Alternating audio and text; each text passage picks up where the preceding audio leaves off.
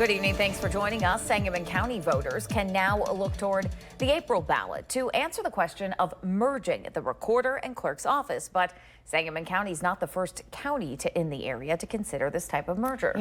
Champaign County officially merged their recorder and clerk's offices at the end of 2021. Mike Ingram, the recorder who oversaw that merger, ran on a similar platform to Frank Lesko, the current Sangamon County recorder, who has promised to merge the two offices and eliminate the position of county recorder. With Champaign County as a neighbor, we wanted to see how they did it and how much money it really saved. Our Spencer Davis talked with current and former Champaign County officials to take a deeper dive into the impact. Spencer? Mike Ingram, who won the recorder's election in 2020, saw the merger completed by the end of 2021. The recorder division now rests in the clerk's office under Aaron Ammons. When Frank Lesko was campaigning for the Sangamon County Recorder's office, he promised voters that he would merge the office of County Recorder and Clerk.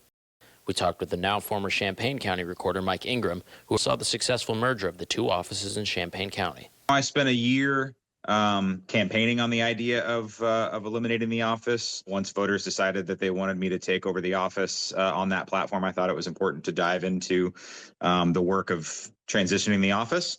After Ingram was elected, the process began quickly. I immediately asked the county board to look at, and the state's attorney to look at, whether or not we could do it during the April election.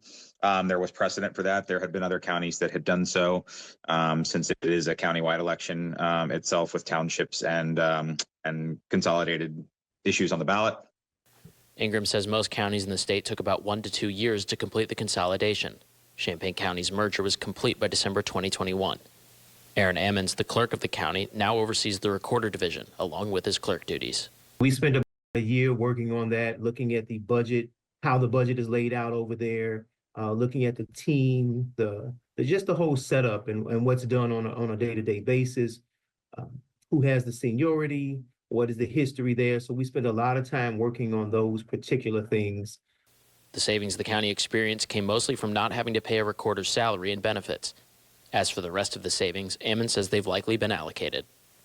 And the other savings, this is government and everybody needs money for everything. So I'm sure the rest of that the 85,000 or whatever that we have has been eaten up by now.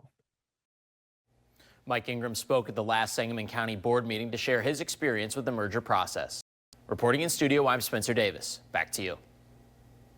All right, thanks, Spencer. The Sangamon County Board passed the resolution to put the question on April's ballot by a 17-9 vote. Now, Lesko, who had campaigned on the platform of putting this on the November 2026 ballot, will now have to accelerate his public outreach to educate voters. He says the recent campaigning has helped educate the public. I wanted to do whatever saved the most money for the people, and that we were able to get the message out there so that the voters were educated voters and knew what they were voting for. Lesko also says he originally planned to speak at multiple public meetings, had the motion pushed the vote until November of 2026. However, he says he will adjust and continue to push the plan that is, quote, for the people. Thanks for watching. Make sure to subscribe to our YouTube channel and watch more videos from News Channel 20.